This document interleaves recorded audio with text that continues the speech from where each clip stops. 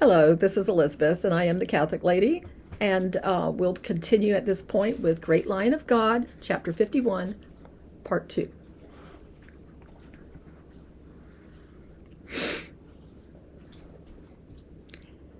And I have heard that you have treated my uncle Saul bin Hillel with kindness and discretion, and that twice you have saved his life. May I present you with a token of my esteem? And he removed a beautiful jewel on his finger and laid it on the table. The captain flushed. I did but my duty, Lord, he said, and Amos smiled again. But should not duty be rewarded? I beg of you to accept it. Otherwise, I will be greatly insulted, and my uncle insulted, that you did not accept the sign of our gratitude. Amos spoke in the most perfect Latin. The captain remembered that his visitor was a Roman citizen, and one did not insult Romans. So he said, I accept, with answering gratitude. And in a twinkling, the ring was in his pouch. And Amos repressed an indulgent smile. I have distressing news, said Amos, and it must be told quickly. This morning I heard that a band of men, 40, have joined together at whose behest you may conjecture, and have sworn a blood oath to the high priest and the elders, saying, we have bound ourselves under a great curse, that we will eat nothing until we have slain Saul bin Hillel. So the high priest has directed a messenger to come to you before sunset, requesting your prisoner be brought before the Sanhedrin in the temple early in the morning, to inquire something more perfectly concerning him. But my uncle will never reach the temple, for the men are to lie in wait for him and murder him in the streets. But he is a Roman, cried the captain, outraged and laying his hand on his sword. They would not dare murder a Roman before he is tried and condemned. Amos inclined his head and made a slight and eloquent gesture with his hand. Nevertheless, that is what these cutthroats intend to do, and they will disappear like locusts after the field is bare, and none will dare claim to have seen them. The captain flung himself into a chair, propped his elbow on the table, and rested his chin on his fist, and scowled at the wall, muttering under his breath. He could deal with simple military stratagems, but not with villainous civilians. Amos cleared his throat. Would it not be best to send my uncle to some safe spot, quickly and silently? In short, at once? Ha, said Claudius Lysias, and struck the table with the flat of his hand. He shouted for his centurion, who came immediately, and the captain demanded pen and parchment and wax for his seal and a candle. He began to write, slowly and laboriously, and with flourishes, and when he had finished and dusted sand over the ink and had shaken the parchment free, he gave the message to Amos.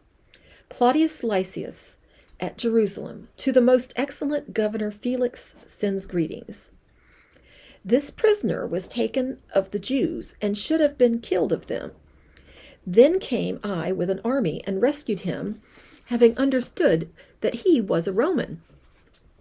And I would know the cause wherefore they accursed him, and so I brought him forth to their court.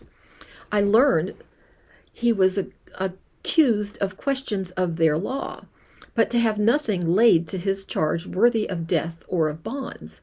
And now I have learned that a band of murderers are lying in wait for him in the morning. And so I am sending him to you for safety, and will tell his accusers to go appear before you to say what they have against him. Farewell. Amos's mouth quirked a little at the youthful militarism of the message, but admitted to himself that it told the story, if bluntly. He said, Captain Lysias, you are a noble Roman indeed. And my cousin, who is also cousin to my uncle, and a general of the Praetorian Guard in Rome, Titus Milo Platonius, will hear of your acts and your position by my hand. The captain's jaw dropped, and he goggled at Amos. Titus Milo Platonius? Why was I not informed of this before? And he turned violently red. To think that that abominable high priest dared to order the death of the cousin of that great and distinguished general, whose name is famous in Rome, as were the names of his fathers? This is an insult, much to be washed out in blood. And he sprang to his feet. Amos had never seen a man foam before, but he saw it now. He lifted his hand quickly, for bloodletting was not what he had in mind. Captain Lysias, he said, my cousin, for all he is a heroic man, and a great soldier, and a Roman of enormous pride, is also a man of discretion. And you know how inflammable are my people, and how they are tormented these days by the high priest and his minions. Any action taken against them, or even that disgusting Ananias, would cause my uncle, Saul ben Hillel, the greatest suffering, for these are his people despite all. So General Platonius would not command action to injure them out of his love for Saul. I do not understand such a love, shouted the captain, and struck the table again. Amos bent his head in an attitude of affirmation. Nor do I, he said, and prayed internally that God would forgive his mendacity. Alas, but that is the situation. The captain, still engorged with rage, gave Amos a dark glance, and then sealed the letter with unnecessary vigor, and summoned his centurion again, and gave the letter to him. And he said, make ready 200 soldiers to go to Caesarea, and horsemen 70, and spearmen 200, at the 3rd hour of the night, and provide them with horses, that they may take Saul ben Hillel, whom we call Paul of Tarsus, our distinguished prisoner, and bring him safe into Felix the governor. Amos was awed by this tremendous protection of his uncle, and then begged to see Saul. And the captain took him to the cell, and opened the door with a flourish. Saul started from his cot, and blinked at Amos, and did not immediately recognize him, for he had not seen him for many years. Then he uttered a great cry of joy, and flung himself into Amos's arms, and they kissed and embraced, and wept together, and even the captain was moved. Surely this Paul of Tarsus was a great man, and a worthy Roman. The captain fingered the ring in his pocket. There was a certain little villa just outside the equestrian gate in Rome, of which he had been dreaming, and a certain lovely girl. The governor, or procurator, Felix, was an impatient little man with a swart and active face and a more active body. Like many small men, he was arrogant and belligerent. He had a detestation for intricacies and details, and would bluntly say to petitioners, yes, yes, but what is the central request? Why do you annoy me with trivialities and explanations?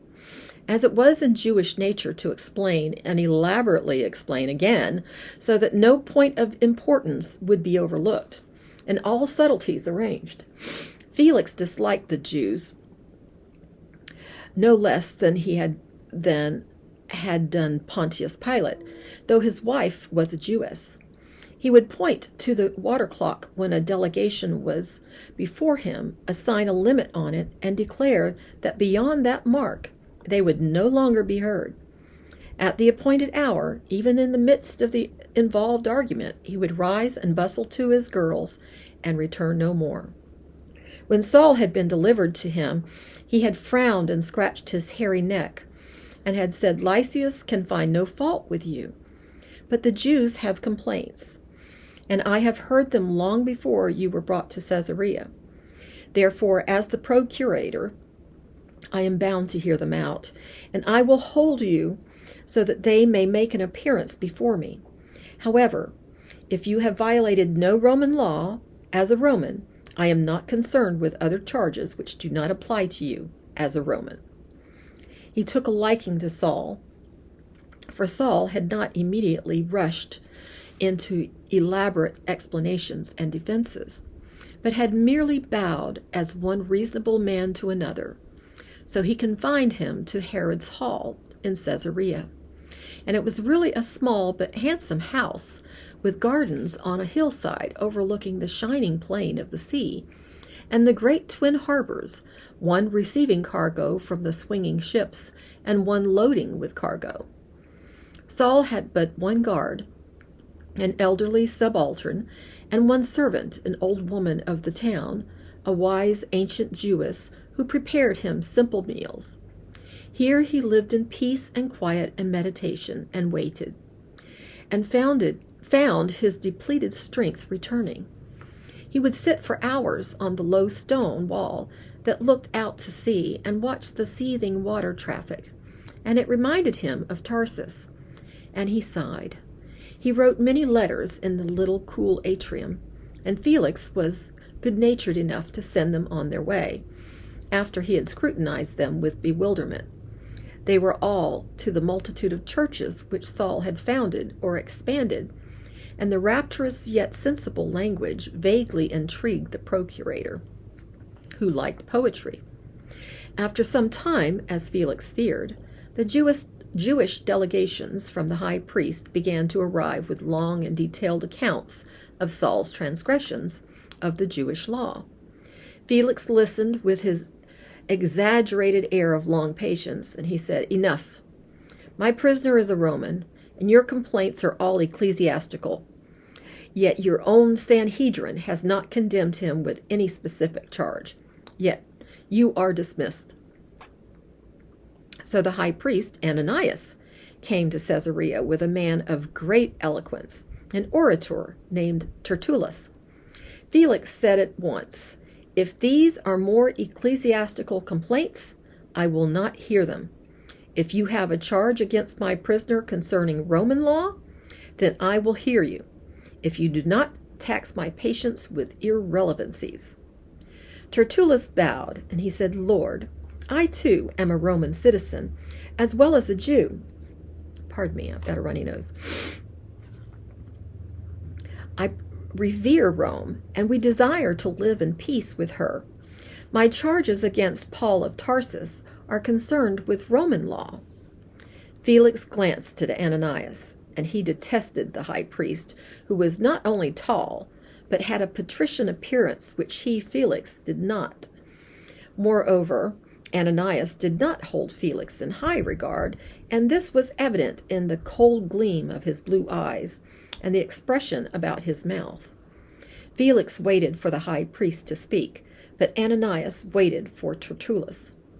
Tertullus said, "Lord, since you have come to Israel, we have enjoyed great quietness, and very worthy deeds were done to this nation by your providence. We accept it always and in all places, most noble Felix, with all thankfulness.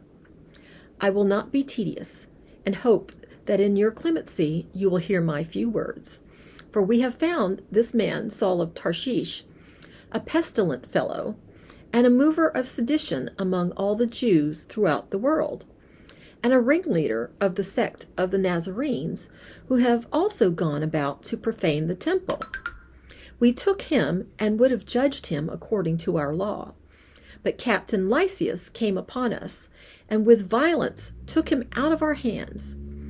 He then commanded this man's accusers to come to you, by examining of whom you may have knowledge of these things." Reference Acts 24, 1-8. Felix motioned to Saul to speak, and Saul said, "Captain Lysias used no more violence than was necessary to save my life, Lord." This pleased Felix, for it vexed him to have Roman soldiers criticized. He smiled at Saul and motioned him to continue. Saul denied the charges of sedition. He declared that no one had found him in the temple disputing or quarreling with any man, nor did he incite people, nor had he ever incited the people against Rome, nor had he profaned any law whatsoever, Jewish or Roman. Reference Acts 24, 10-16. Saul then challenged Ananias directly to deny these things, but Felix wearily raised his small, dark hand and said, He will only repeat what other delegations have said against you, Paul of Tarsus, and none of these things are relevant to Rome." Saul bowed and smiled. Then his worn face became serious, and he said, "These men, including the one who calls himself the high priest, have only doctrinal charges to bring against me, though none of these doctrines they claim are false are part of my sect, the Pharisees. For we believe in the resurrection of the dead, and the Sadducees do not. And I have proclaimed my faith, which is ancient, and which was given to us by God, blessed be his name, through his prophets. But the Sadducees, who now rule the holy city, consider that faith ridiculous, and wish to impose their secularism on a devout and prayerful people, saying that only man is important and is ruler of the universe, and that God is dead. But," and he looked at the high priest directly, "we will oppose that edict of the devil with our lives if necessary, and if that is sedition, so be it." Felix yawned, glanced at the water clock. He said in a virtuous tone, "Whosoever declares the gods dead is blasphemous and a fool." And he said suddenly to the high priest, "Are you one of those Sadducees?" Ananias's pale cheeks turned pink. He gave Saul a vicious glance and then returned to Felix. "Lord," he said, "the matter is not so simple." "It never is with you Jews," said Felix, and he scratched his ear. "My own wife Drusilla can never state a case plainly, in a few words, and in this she is even worse than other women. They prattle for hours and say nothing, but my wife can talk for days and end with the very sentence she began. I think that all Jews and all women are born lawyers, and I dislike lawyers." He knitted his black brows at Ananias, who was gazing with a martyred air at Tertullus, who seemed to have lost his eloquent talent of oratory.